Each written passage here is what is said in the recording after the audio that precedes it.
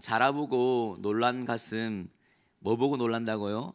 소뚜껑 보고 놀란다는 말이 있습니다. 그건 뭐냐면 과거의 어떤 경험이나 아픔들이 지금에까지 영향을 미친다는 것입니다. 심리학적으로 용어로 트라우마를 하는데, 제가 예전에 성도들에게 저희 트라우마를 소개한 적이 있습니다. 저는 중2 때 그런 트라우마가 생긴 적이 있는데, 어머니께서 한날 딸기를 사오셔서 설탕에 열심히 버무려서 맛있게 가져오시는 거예요. 설탕물이 맛있지 않습니까? 제가 굉장히 동생과 치열하게 경쟁하면 하나 좀 더 많이 먹어볼 거라고 열심히 노력하고 있었는데, 동생이 좀 먹다가 토하는 거예요. 이렇게 뭔가 자기한테 안 좋았나 봅니다. 저는 그 길을 살려서 더 열심히 혼자 내가 차지할 수 있으리라 생각하고 열심히 맛있게 먹었던 기억이 납니다. 그리고 그 다음날 학교에 갔는데 뭔가 좀 몸이 이상한 거예요. 수업을 듣는데 갑자기 목이 뻣뻣해지더니 목이 잘 돌아가지 움직이지 않는 거예요. 너무 놀라서 아무리 옆으로 움직이려도 움직이지 않는 거예요. 그래서 선생님에게 이야기했습니다. 손을 들고, 선생님 제 목이 안 움직여집니다 이렇게 이야기하니까 옆에 친구가 따뜻하게 위로하지 않고 이렇게 이야기했습니다. 선생님 전군이 중풍입니다 이렇게 이야기하는 거예요. 갑자기 중풍 환자가 되어갖고 굉장히, 근데 그 다음부터 여러분 그때 보니까 알고 보니까 딸기에 농약을 굉장히 많이 쳤던 것 같아요. 많은 사람들이 그때 좀 먹고 어려웠다고 이야기를 들었는데 온몸의 신경이 막 땡걸려서 굉장히 어려웠던 시간들을 보냈던 기억이 있습니다. 근데 그 이후에 제가 딸기를 잘 못 먹겠는 거예요. 아무리 맛있게 보여도 그때 그 기억 때문에 손을 가기가 힘든 거예요. 군인이 얼마나 배고픕니까? 근데도 휴가 나와도 딸기를 먹기가 힘든 거예요. 그때의 기억들이 있어서 손이 잘 가지 않는 거예요. 그리고 목만 좀 뻣뻣하면, 괜히 공부하다가 목만 뻣뻣하면 괜히 두려운 생각이 드는 거예요. 혹시 또 몸이 잘못되는 건 아닌가 이런 생각이 드는 것입니다. 이 트라우마를 극복하기가 시간이 꽤 걸렸던 기억이 납니다. 여러분, 오늘 본문에는 우리가 잘 알고 있는 한 탑이 높게 솟고 있습니다. 왜 이 탑을 사람들이 짓고 만들었을까요? 그냥 우연히 그냥 그렇게 했을까요? 말씀을 읽다 보면 그런 생각이 듭니다. 이것도 어떻게 보면 인류의 트라우마일 수 있겠다는 생각이 들었습니다. 인류는 어떤 트라우마가 있습니까? 죄악이 관영했을 때 공의로우신 하나님은 인류를 징벌하기로 결정하십니다. 그리고 홍수로 심판하시는 거죠. 모든 사람이 그 엄청난 홍수 가운데 죽음을 맞이하게 됩니다. 단 한 가정, 누가 구원받습니까? 우리가 잘 알고 있는 노아의 가정이 하나님을 신뢰하고 의지함으로 방주를 준비해서 그 가정만이 구원을 받습니다. 그리고 그 방주에서 빠져나온 이후에 하나님 그들에게 축복하십니다. 축복하시고 이제 나중에 온 땅에 번성하라고 축복하셔서 정말 그 약속대로 사람들이 점점 번성하기 시작합니다. 그러다 오늘 본문에 하면 신할 평지에 모여서 갑자기 번져가는 것이 아니라, 번성하는 것이 아니라, 퍼져나가는 것이 아니라 갑자기 성읍을 쌓고 탑을 올리면서 그들이 이렇게 이야기하는 것입니다.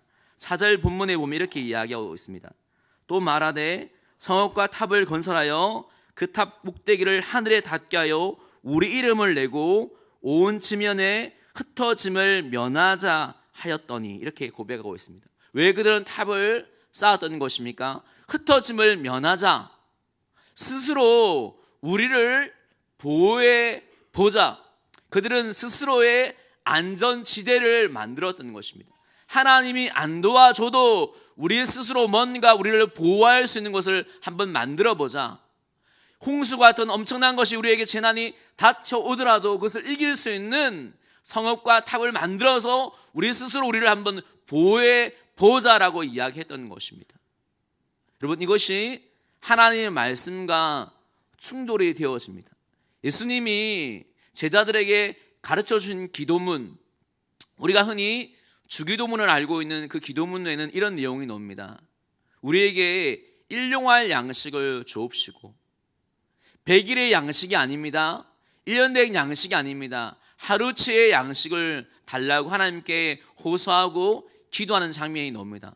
무슨 의미입니까? 하나님, 날마다 하나님 앞에서 우리가 하나님을 의존하면서 살게 하옵시고, 우리 스스로를 믿지 않고 우리 스스로 뭔가 할 수 있다고 믿는 것이 아니라 날마다 하나님의 은혜와 도움 가운데 살겠습니다, 하나님 오늘도 도와달라고 그렇게 간구하라고, 그렇게 기도하라고 주님이 우리에게 명령하셨는데, 우리는 그렇게 살기를 원하지 않을 때가 많습니다. 일용할 양식이 아니라 하나님 10일치 100일 1년 10년 아니 100년 1000년의 양식을 주옵시고, 우리 스스로 하나님 없어도 살 수 있는 조건을 달라고 간구할 때가 많은 것이죠.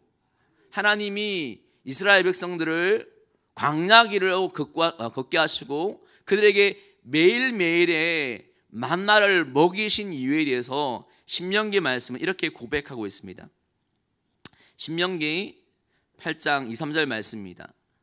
내 하나님 여호와께서 이 40년 동안에 내게 광야 길을 걷게 하신 것을 기억하라. 이는 너를 낮추시며 너를 시험하사 내 마음이 어떠한지 그 명령을 지키는지 지키지 않은지 알려 하심이라. 너를 낮추시며 너를 줄이게 하시며 또 너도 알지 못하며 내 조상들도 알지 못하였던 만나를 내게 먹이신 것은 사람이 떡으로만 사는 것이 아니요 여호와 입에서 나오는 모든 말씀으로 사는 줄을 내가 알게 하려 하심이니라. 날마다 하나님이 만나를 공급하는 매일의 양식들을 공급한 이유는 뭐냐면, 이스라엘 백성들이 광야 길을 걸을 때 날마다 하나님의 말씀을 따라서 그 광야 길을 걸을 때, 가라고 하면 가고 서라고 하면 서게 되어질 때 하나님의 양식이 날마다 공급되어지는 거예요. 그들은 알게 되었습니다. 우리 힘과 능력으로 하는 것이 아니라 하나님의 말씀을 따라가면 하나님 입에서 나오는 그 말씀으로 우리가 사는 것이구나라는 것을 날마다 그들은 광야 길 가운데 체험한 것을 말씀 우리에게 기록하고 있는 것입니다. 여러분, 우리는 우리 힘과 능력으로 사는 것이 아니라 말씀에 순종해 보면, 말씀을 듣고 따라가 보면 하나님 말씀으로 우리가 사라지는 것을 경험을 하게 되어지는 것입니다. 요한복음 2장에 보면 예수님이 첫 번째 일으켰던 그 표적은 뭐냐면, 우리가 잘 알고 있는 물이 포도주로 변했던 그 기적이었습니다. 잔칫날 포도주가 떨어지는 그 위기가 온 것입니다. 예수님 명령합니다. 한들에게 돌 항아리에 물을 가득 채우라는 거예요.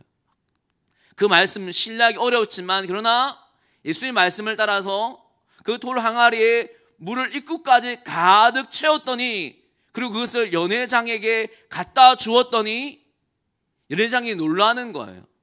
어떻게 이렇게 맛있는 포도주를 주냐고.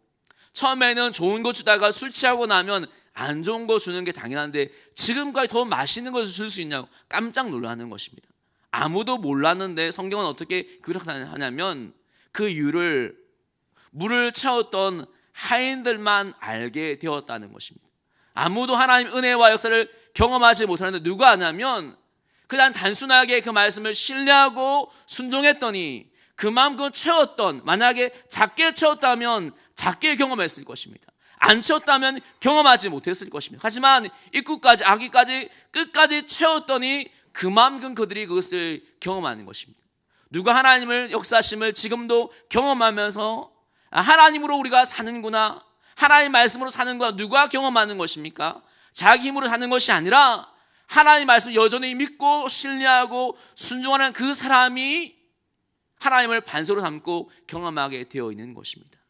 여러분, 무엇을 인생의 반석으로 삼고 있습니까? 무엇을 찾고 의존하고 있습니까?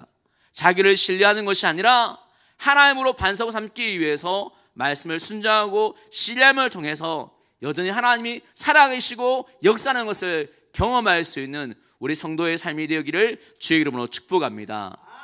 왜 사람들은 그 탑을 높이 올렸습니까? 말씀에 보면 자기 이름을 내려고, 자기를 과시하기 위해서, 우리가 이만큼 할 수 있다, 우리가 성읍과 탑을 이만큼 세울 수 있는 존재다라는 것을 과시하기 위해서 그 바벨탑을 높이 쌓았던 것입니다. 이것도 말씀과 충돌하는 것을 성경은 기록하고 있는 것입니다. 이사야 43장 21절 말씀은 이렇게 기록하고 있습니다. 이 백성은 내가 나를 위하여 지었나니 나를 찬송하게 하려 함이니라. 하나님이 우리를 왜 지으셨습니까? 우리 힘을 높이 내려고 지은 것이 아니라 바로 하나님을 찬양하고 예비하기 위해서 지어졌다고 이야기를 하고 있는 것입니다.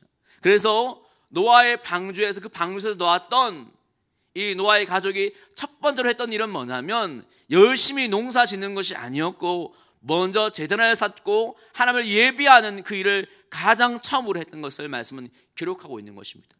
우리의 삶의 목적과 지향점과 우리의 기준이 어디 있는가, 우리의 즐거움과 능력이 어디 있는가, 성경은 바로 하나님을 예비하는 것, 그것이 우리의 힘과 능력이고 이것이 우리의 삶의 기준이라고 이야기를 하고 있는 것이죠. 만약에 오늘 말씀에도 분명히 보여주는 바와 같이 하나님은 그냥 우리 인생을 방관하는 분이 아니고 우리 인생을 바라보시고 섭리하시고 터치하시고 개입하시는 분이라고 이야기하는 것입니다.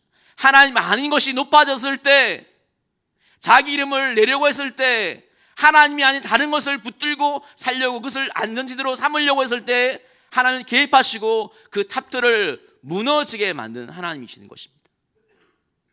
하나님은 지금도 살아계셔서 인류의 모든 역사 가운데, 이 민족의 역사 가운데, 우리의 삶 가운데, 우리 공동체 가운데, 우리 가정 가운데 분명히 개입하신다는 것입니다. 말씀에 비추어서 여러분은 무엇을 쌓고 있습니까? 그 탑은 무너지는 탑입니까? 아니면 하나님이 축복하시고 쌓으시는, 하나님이 도우시는 탑인 것입니까? 지금도 인류는 여전한 죄를 반복하고 있습니다. 어떤 죄입니까? 지금도 스스로 이름을 과시하려는 거예요. 하나님 없이 살 수 있다. 사람들이 자기 이름을 내려고 욕망이 가득합니다. 자기 마음대로 살아보려고 합니다. 하나님을 마음과 삶에서 밀어냅니다. 하나님 없이도 살 수 있다. 그런 시대에 우리가 살고 있는 것입니다. 이 민족 역사를 바라보십시오. 어떤 시대에 살고 있습니까? 하나님 이름을 우습게 여기고 예수의 이름이 땅에 떨어진 시대에 저희가 살고 있는 것입니다. 그래서 우리가 이 시대 가운데 하나님을 예배하는 것이 우리의 기준이다. 이것이 사람들 보기에는 어리석은 삶처럼 보이는 것입니다. 돈과 물질과 명예와 어떤 경험과 조건이 하나님인 것처럼 말하는 시대에 살고 있는 것입니다. 스펙이, 물질이, 집이, 직장이 우리의 삶을 붙들어 줄 것이다 말하는 시대 가운데 아니다, 말씀대로 살면 우리가 살 수 있다. 사람들 보기에 정말 안 된 소리처럼, 미친 소리처럼 보여질 수가 있는 것입니다. 하지만 오늘 말씀을 뒤집어서 생각해 보십시오. 하나님을 대적할 다름에 개입하시지만 그러나 우리는 이 시대와 다르게 하나님, 그럼에도 불구하고 저는 하나님 이름을 높이겠습니다. 하나님을 예배하는 것이 나의 삶의 기준입니다. 여전히 하나님의 말씀으로 내가 살기 원합니다. 말씀을 알기를 원합니다. 말씀대로 순종하기 원합니다. 주님 나를 도와주십시오. 하나님이 나의 삶의 반석이고 능력이고 안식처이고 삶의 터전이고 모든 것인 것을 내가 알기 원하고 다른 사람에게 이것이 증거되어지기 원합니다. 주 예수보다 귀한 것이 없는 것을 내가 보여주기 원합니다. 이런 열망함 가운데 우리가 기도하고 순종한다면 하나님 얼마나 기뻐하시겠습니까? 하나님을 대적한 그 탑도 무너뜨리시는데 하나님 위한 삶들을 살겠다면 하나님 얼마나 우리 삶 가운데 개입해 주시겠습니까? 2018년이 시작되었습니다. 무너지는 삶이 아니라 하나님 인정하시고 하나님 밀어주시고 도우시는 그런 삶을 여러분과 여러분의 가정과 우리 공동체가 살아감으로 말미암아 하나님 우리 삶 가운데 개입하시는 것을 경험할 수 있는 복된 하나 되시기를 주의 이름으로 축복합니다.